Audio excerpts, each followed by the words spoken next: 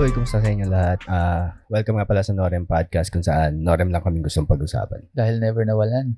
Kami nga pala ang yung Stupid Source. Ang pangalan ko ay Raf. Ako naman si CS at ito ay podcast ng dalawang stand-up comedy buddies. At paalala lang mga tol, ang podcast na ito ay rated TSG. Yung pare.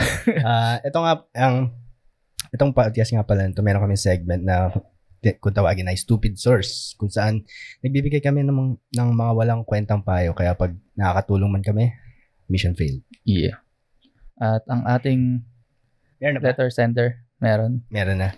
Aklas, pasok. Stupid Source! Pahingin responding. Stupid! Yun. Ito maigsi lang yung yung letter niya, kaya ito yung pinili ko.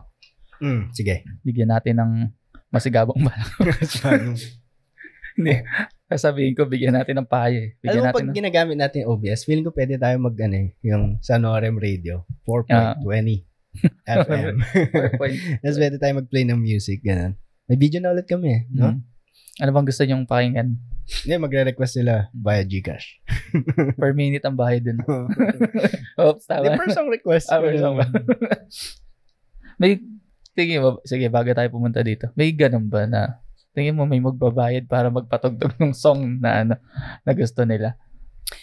Siguro. Talaga? Kasi, kuripot kasi ako hindi ko gagawin yun eh. Pag na-figure out natin yung, yung tawag option, no? Pagkatapos ng tawag, nyari, ito-take natin yung call nila. Pag nagbigay sila ng donation sa atin. Ayun. Tapos, may song request ka pa pagkatapos nun, papatugtog natin. Tapos, pagkatapos ng, kanta sabi ng pangat naman nung song request nun. Gusto yung live, no? Subukan nga natin minsan. Sige. Figure out mo. Saan ba yun? Sa YouTube? Sa ano? Hindi, kasi sa Facebook lang. Facebook din. Di ba pwede? Parang sound trip na lang natin. Di ba pwede yan? Yung OBS? Pwede. Ayun. Nag-record ba? Ayan, pare. Sige, basahin natin. Ang letter sender ay si John Lloyd Dule. Hindi, si ano to? Si Popoy pala yun. Si Leia. Ayan. May crush ako na guy, pero never ako nag-first move. Kasi same company kami at the same time mas mataas position niya sa akin. Pero recently, this guy replied sa my day ko. Then we talked. Sabi niya, lagi daw niya ako nakakasalubong sa office namin noon. Pinuntahan ako sa bahay ko twice, pero sa pangalawang instance may nangyari. Then after few days, I asked him if ano ba kami. Sabi niya pag-usapan daw namin ng personal this weekend. What do you guys think? Jajawain ba niya ako or hindi? Sino ba yung last nating episode dun sa? Hindi pa pala. M33. Ito, pwede ko siyang Pwede ko siyang... Saan mo yun sa tomboy? Yung lesbian? Sige. Hanapin ko ulit. Kasi mo parang madagdagan naman yung mga listeners natin. So, ang sawa na ako dun sa 15 listeners natin. Naipopromote ko yung natin, yung podcast, saka yung Open Mga Dulay pag nag-open mic ako. Ginawa ko ng joke. At least pa. Pero ito, sabi niya, what do you guys think? Jajawain ba niya ako or hindi? Male 33 F28. Ina-update naman niya ako sa mga lakad niya. And lagi naman kami magkausap. Please advise and respect. Stick naman ganyan, hindi ka naman liligaw. Ginagi, pag kung G ako, manang gano'n, no? Ano ba tong si ate?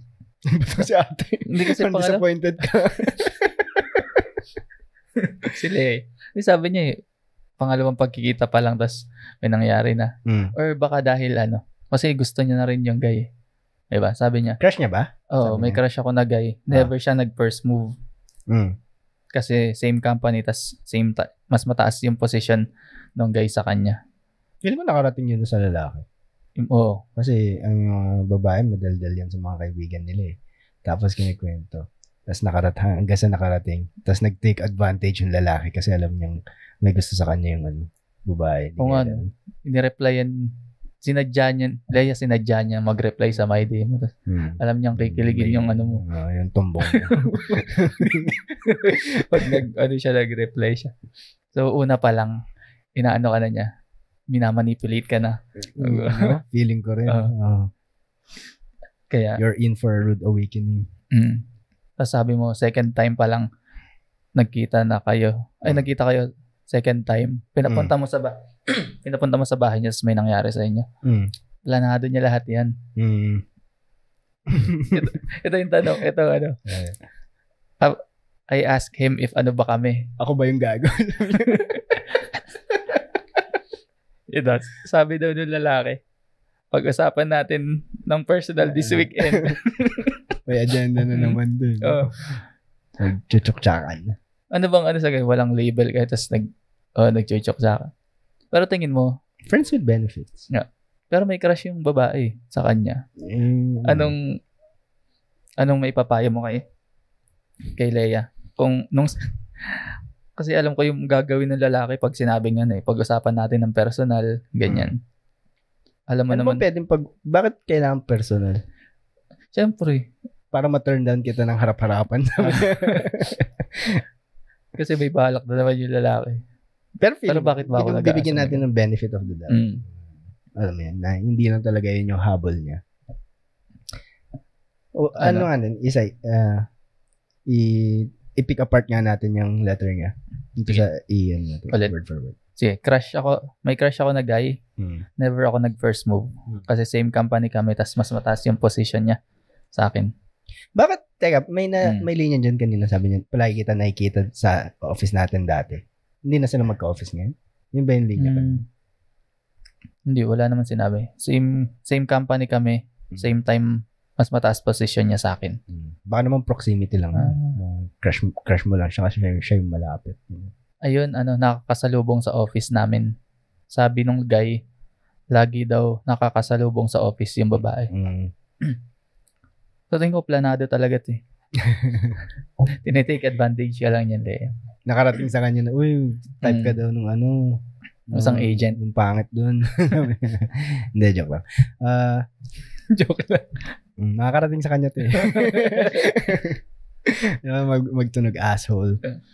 Pero alam mo yun, yun sa... Kasi parang napaka-suspicious, pero sige, sabihin natin na, may nakita rin sa kanya yung lalaki. Kaya nireplyan yung My Day. Gagawin mo ba yun? Ikaw? Halimbawa, ikaw yung TL. TL ba? Hindi sinabi. Pero kunwari na lang. Sabihin lang natin siya, CEO, tapos siya, assistant. Hindi, sabihin natin, yun lang kasi alam natin BPO Kaya yun na lang, sabihin natin, manager tsaka crew. Agent. Tapos, yung madali lang masyado. Yung na lang, yun. Sabihin natin agent, tapos OM. Operations manager. Tapos nakarating, ang tanong mo, kung nakarating sa akin, feeling ko, sa totoo lang, iti-take advantage ko. Kaya ngayon yung una kong iniisip kasi feeling ko ganun ako. Parang yung mga opinion ko, reflection nun sa akin. Given na single ako Oo, pare. Kasi, lahat ng lalaki may agenda yan Alam mo yung mga sobrang bait na lalaki, may agenda yung mga yun. Yung agenda nila, madalas saka yun yung sex, yung masama ba yun? Hindi. Kasi yun human, ang hirap ipagtanggol nito. Parang na-realize ko. Pero alam mo yun, kasama yun sa Maslow's hierarchy. Ang lalaki ang agenda niyan palagi, sex. Mahirap pakinggan. Maraming nagsasabi, hindi ako katulad ng mga lalaki. Hindi, pare-pareho tayo. Pare-pareho tayo ng bugso ng damdamin. Pare. Yung natin, yung tumitibok sa atin, yung titi, hindi yung puso. Pero may pagkakaiba sa yun self-control. Doon na lang siguro nagkakatalo. So, explain. Parehas tayong pare-parehas naman tumitigil sa mga titi natin, pero kung paano tayo mag-a-act dun sa nararamdaman nating horniness, malibugan, iba-iba tayo ng kasi merong hindi talaga makatiis yung mga sa jeep, iba yun pare, yung papakita ng titi sa jeep. Mga ganun. Diba, mental illness yun. Yung basta ganun. Kasi hindi na nila makontain yata, diba? Ganun ba yan? Sa tingin ko ganun. Sabi, may naalala tuloy akong quote para kay ate.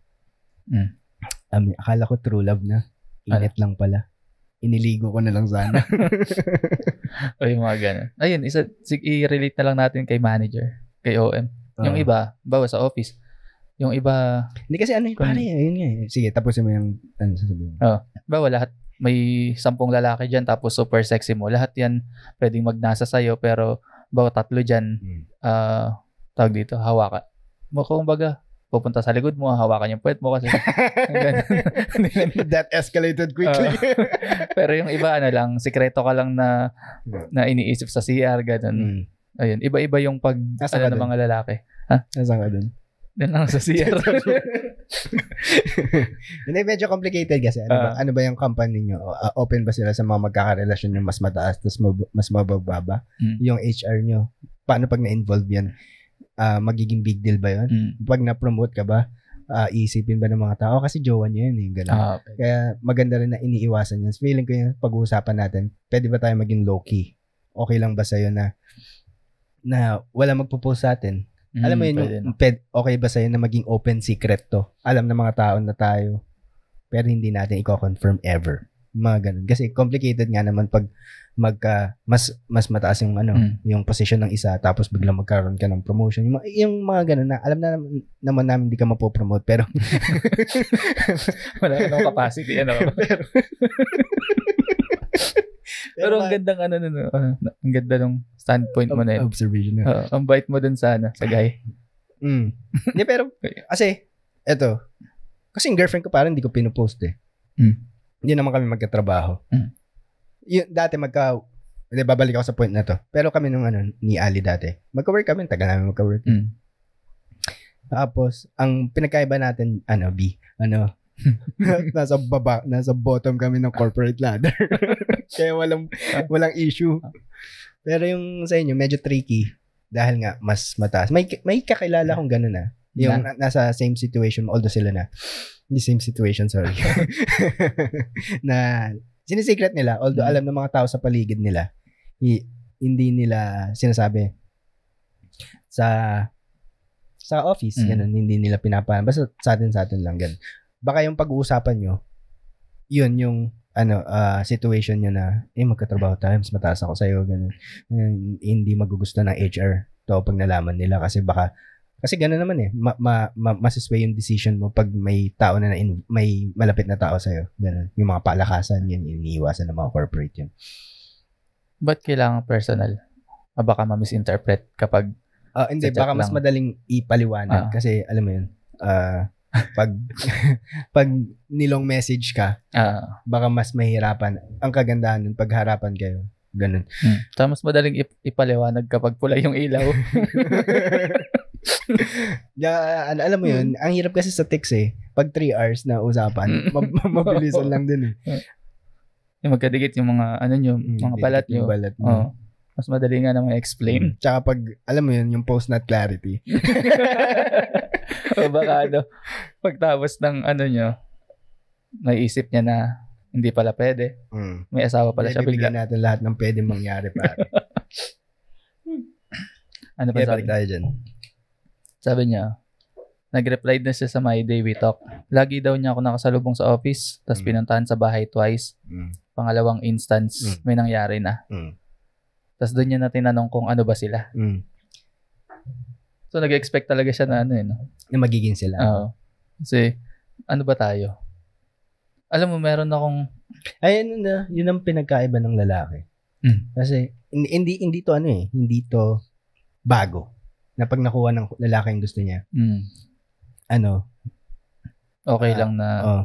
Kaya mahalaga din siguro yung sex muna. Kasi kung gusto mo ba talaga ganun. Kasi parang mali din naman, sorry. Binabago. Kunya magpanggap na lang kayo na hindi niyo narinig yung huli ko sinabi. Pero may ganyan na movie si Carlo Aquino tsaka si Julia Barreto. Oo. Napanood mo ba yun? Expensive Candy? Oo. Julia Barreto yun? Alam mong napanood ko yun. Hindi ko hindi ko alam. Yung nag-sex sila, tapos nag-I love you agad ibig sabihin, hindi siya libog lang. Nag-i-explain. Masakit sa babae kasi yung sex hindi nila kasi nasa tayo nasa culture natin na ang pagiging babae, although hindi ko sinasabi ito yung tama, pero ito yung naobserbahan ko na big deal pa rin, hindi tayo ganun calibrated sa mga sa culture ng West, yung hook up, yung one night stand, ganun. Pero marami na narinig, pero yun pa rin yung predominantly na idea na pag binigay mo na yung kasi malaking part ng babae ini-expose niya sa lalaki pag nag-sex sila. Ganun. So, siguro isa siya sa mga traditional na mga babae. Na pag binigay ko to, hindi ko basta-basta binibigay to kung kani-kanino. Parang ganun. Kaya pag binigay ko sa'yo, at least humihingi ako ng konting Sukle. Sukle. So, sinasabi din ni yan, open naman din si Ice pag ganyan na sinasabi niya. Kasi alam mo, pag yung mga lalaki, kaya nila na sex lang eh. Pero pag ang babae ang nakipag-sex, may feelings na yun. At least most of the time. Ganun. Kasalanan ba na lalaki? Na ganun? Na may feelings na ano. Oo. Tingin ko, depende sa pinagdaanan nila. Kasi meron nagpapasakay lang eh. Literally. Cowboy. Hindi yung parang nilolure mo siya na ano. Sabi, gusto rin kita. Ganyan. Parang, ano man tawag sa ganun? Pinapasakay nga. Nagte-take advantage ka dun sa feelings ng baba. Tapos, ginagatungan mo pa. Nagpapaka-sweet ka. Para ma-fall siya. Pa-fall yun. Pa-fall. Meron mga lalaking pa-fall para mako. Nagawa ko na yun. Yung pa-fall ako. Yung alam kong may gusto sa akin. Kaya, nag-take advantage ako. Pinasakay mo. Pero alam ko sa sarili ko, hindi ko siya kaya mahalin. Parang ganun. Hindi na ako magtababanggit dito, syempre. Pero alam na ni Ali yun. Ayun, sabi na Ali, pa-fall daw ako nun eh. Alam mo yun kasi tinatawag ko siyang baby. Yan siguro yung mga face na landi moments. Pero nakalimutan ko na paano lumandi eh. Pero, sinasalba ko lang yung sarili ko dito. Pero okay din. Ang sarap din maging honest sa podcast. Ganun. Gusto ko nang sabihin yung hindi nyo kayang sabihin. na may mga ganun talaga nila. Malandi, pa-full, ganun. Kasi ang sarap din namang malandi. Merong, dati nung high school, college, pag nanlalandi ka, parang may ego na napapa-full ko tong babae na to. Ganun. Parang game din kasi ng cat and mouse. Yung parang huli ka, parang ganun. Tapos ano pa ba? Pero paano kung ang pinag-usapan na pwede ba mag-friends with benefits tayo? Siguro doon na papasok yung cringe. Yung worth mo. Yung isipin mo, gusto ko, ito ba yung gusto ko? Yung intimacy lang pero walang connection. That's may danger din dyan kasi yung unang ma-fall sa ganyang setup. Na-fall na siya eh. Sa bagay. Hindi, pag yung halimbawa lang. In general. Pag na-fall, unang ma-fall talo. So, tas meron pang, ayun, naalala ko na yung sasabihin ko. Yung mga sa lalaki, balikan ko lang. May quote na, gentlemen are just patient wolves. Kanta. Yeah. Parang, kahit gano'n yung ka-sweet sa'yo, or kahit gano'n ka, mas naghihintay yan sa gilid. Mas pasensyoso lang siya sa mga manyakis mong kaibigan. Naghihintay lang ng pagkakataon. Kanta. So, yun. Pero balik tayo sa'yo, Leia. Kung ikaw tatanungin, punta ba siya? Makipagkita siya? Kung di niya malalaman kung ano yun eh. Kung gusto niya ba. Kasi sabi niya pag-uusapan nila. Di pag-uusapan nila yung setup nila. Best case scenario, itatago nila yung relasyon nila. Pero sila, pare. Ang stand ko dyan, okay yun. Okay na hindi. Kaya ako pala napasok kanina yung relasyon namin ni Ali. Sinabi ko na sa kanya na hindi na ako magpo-post ng natin, ng picture natin. Gusto kong maging si J. Cole, sabi ko. Kaya mo ba yan? Si J. Cole siya? Parang familiar siya. Nasa lista ba yan? J. Cole. Yung sa UAP. Ay, hindi. Rapper siya sa States.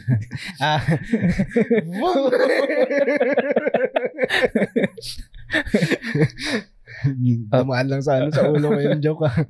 Pero ayun, yung, kasi, katulad ni Joe Rogan, binibuild ko yung identity ko sa mga ganun tao, yung mga taong nilook up ko.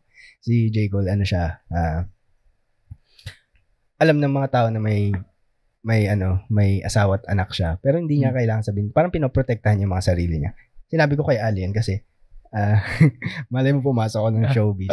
Ganun. Gusto ko naman kayong protektahan. Ayoko naman. Kayo. Kita. Kaya magkakanak na no? Gusto ko yung wala silang alam sa private life ko. Kung kaya kong protektahan yung gagawin ko. Kasi mas maganda na yung secret. Hindi secret eh. Private. keep it low-key but don't keep it a secret. Ganun. Pag may nagtatanong sa akin kung may girlfriend ako, palagi ko sasabihin meron. Ganun. Tapos yung sinasabi ko rin sa kanya, hindi na kailangan malaman ng tao yung mga naglo-long message sa mga girlfriend nila, boyfriend nila sa social media. Oh. Against ako dun, pero ako lang yun. Kasi sabi ko sa kanya, hindi na kailangan malaman ng mga tao kung gaano kita kamahal. Basta alam mo. Basta, kasi palagi ko nire-remind kailangan mo i-remind sa babae na love mo siya, ganun. Para alam niya. Sabi ko, kung alam mo, hindi na kailangan malaman ng mga tao kung yung tao mismo, yung alam niya. May sense ba? Pero alam mo, applicable lang yun sa mga, tulad mo na, ilan taon na kayo? 10 years? Magte-10. Pero kung ang relasyon nyo, mga 3 months pa lang, tapos sinasabi niya na, hindi na kailangan malaman ng mga tao kung gaano kita kamahal. Kasi ngayon, na siya kasi ang inisip ko, off topic to hindi ko kaya magloko kasi sobra-sobra na yung binigay niyang tiwala sa pag-open mic ko. Isipin mo, gabi-gabi yun. Gabi-gabi akong wala. Kung pipiliin ko na magloko, parang ang dali na lang. Kasi sasabihin ko, saan ka pupunta? Pupunta ako dun sa side piece ko. Pero yung totoo, sasabihin ko mag-open mic ako. Pero yung ganun. Kaya hindi ko kaya or hindi sumasagi sa isip ko kasi yung trust niya. Pero yung, kung mabalik tayo dun sa secret, sobrang pabor ako dun. Yun yung best case, kaya ako pala nabanggit. Yun yung best case scenario na iyan muna natin, is-secret natin kasi medyo tricky nga yung situation natin ngayon. Unless mag-resign ka. Oo. Tapos bigla ka niya hiniwalayan. Gusto ko lang talagang paalisin. Gusto ko lang kantutin. Yun lang talaga ayun, tanong niya. What do you guys think? Jojowain? Totropain? Hindi, jojowain ba niya ako or hindi? Sa ganitong feeling ko nasagot na natin yung multiple angles. Pero sige, natin. Yung straight to the point. Yung jojowain, siya lang makapagsabi nun. Hindi mo kasi mapipilit na isang taong mahalin ka kung hindi kaya. Parang yung example ko kanina, yung pa-full ako. Yung ganun. Pero bata pa akong 16. Hindi niya ako mapipilit kasi alam ko sa sarili ko na hindi ko siya kaya mahalin. Let's say, pumayag siya na maging kayo, pare. Pero sa loob-loob niya hindi talaga. Parang ginawa niya lang out of awa. Parang pwede ka magsinungaling sa lahat ng tao pero hindi sa sarili niya. Na sasabihin niya mahal. Pag sinasabi niya yung I love you. Pero alam niyang hindi totoo yung ganun. Mas masakit yun. Siguro. Hindi pala siguro. Mas masakit yun para sa'yo. Pero alam mo yun, ignorance is bliss. Okay. Ako naman tingin ko jojowain ka niyan. Pero saglit lang. Pag na-try na lahat ng position. Basta sa big yan. Pag na-try na lahat ganun. Tapos di siya nag-enjoy, iwan ka rin. Pero ano bang sinasabi ng iba? Yung relationship, ang foundation sex. Sa tingin mo, anong masasabi mo dun? Yung hindi mo na kayo hindi mo na kayo naging friendly sa isa't isa, gano'n. Hindi mo na one night stand mo na, gano'n. Pero para sa akin, normal yun. Feeling ko hindi necessary yun. Think, necessary para sa akin, pero kasi ultimately magpapamahal sa'yo, di ba, yung character ng isang tao. Diba? Pero pag matagal na siguro. So, kasi sa akin, yun nga, tulad nung parang yung dating episode natin na pagdating sa relationship, sa akin mababa ang ng sex Hindi ganun. Hierarchy. Dapat muna. Pera, ganyan. Pera. Yun. Yung sex, medyo nasa baba siya nung hierarchy nga. Hindi ako makaisip ng ibang term. Kasi para sa akin, yung compatibility, yun ang pinaka importante sa relationship. Tapos respect. Yung compatibility. Ako, sex muna. Sex muna. Sige nga. Paano? Hindi ko kasi alam paano nabubuo ang relasyon na sex muna. May movie ba na ganyan? Marami. No strings attached. Friends with benefits. Yung mga ganyan. Yung ultimately, na-realize nila na hindi lang sex pala to, may nabil na. Pero, ba't ang ganito ang boses ko? Ayun, bigyan na natin yung points natin. Ayun, bigyan na natin pero, idagdag ko lang. Kasi pag tagal-tagal, kasasawaan nyo rin yun eh. Alin ba Yung sex. Hindi naman kasasawaan, pero minsan wala kayong time, ganun. Kaya kasi kayo na maraming tubig para alam mo yun. Boom. The best. Ang tagal. Hanap na kayo ng, lalo pag nagkaanak kayo, hanap na kayo ng time na Anak na. nakarating na ako eh. Pero yun, hindi para lang, yun lang yung point ko sa sa sex. Pero naalala ko yung point mo. Sabi mo, pag nag-sex na para sa'yo kayo na. Yun. Sinabi ko ba yun? Yun yung kasi ako eh. traditional ka. Ganun. Ayun lang naman. So, jojowain, tatropahin. Kasi hindi sapat na foundation ng sex eh. Tapos pinagde-decide mo siya paano pag hindi siya fully on board, ikaw lang yung masasaktan, parang ganun. Tapos trainee ka pa lang pala, di mo naman sinabi sa amin. Trainee? Oo. Hindi, trainee lang pala siya eh. 2 weeks pa lang sa company. Tama no. Zoom. So, yun. Para sa akin, jojowain. Pero, hindi natin masasabi kung gaano katagal. Pero hindi yung magbibigay ng ano. Pero astig na to, no? Yung tables turned na, hindi na yung babae nagde-decide palagi. Yung lalaki na yung may mga instances na yung lalaki na yung mag-yes. Nangyayari yan sa mga sa mga babaeng tuloy mo yan. Babaeng hindi ko masabing hayok. yung naghahanap sila ng desperate. Hindi ba yung word? Desperate na ng masyadong, love and affection. Extreme naman yung desperate. Pero naghahanap na sila ng love sa sa ibang tao. Pero yun. Basta sa akin, jojowain ka niyan. Tiwala lang. Kapit lang. Pero pag hindi ka ginawa, wag mo masisisihin. Alam mo naman yung namin dito, walang mga kwentang pa. Pero kung maging seryoso tayo for wala sa'yo yung final say kung jojowain ka niya, tutropahin, ultimately siya yung magbibigay ng decision na yun. Tapos, okay lang yun. Kasi, alam mo yun, gusto niya nga ng woman equality, di ba? Yung pantay-pantay na pagtingin. So, tama lang yung ikaw yung nag-first move, ganun. Pero kung hindi ka man niya pipiliin, parte ng pagiging tao yung nasasaktan. Alam mo yun. Parte yung yung pagiging malungkot. So, ultimately, kung di nag-work sa inyong dalawa, on to the next one, pare. On to the next TL. Just hope for the best. Next TL na yun. Next TL. Saka kung gusto mo talaga siya, hindi pursue mo. Walang masama.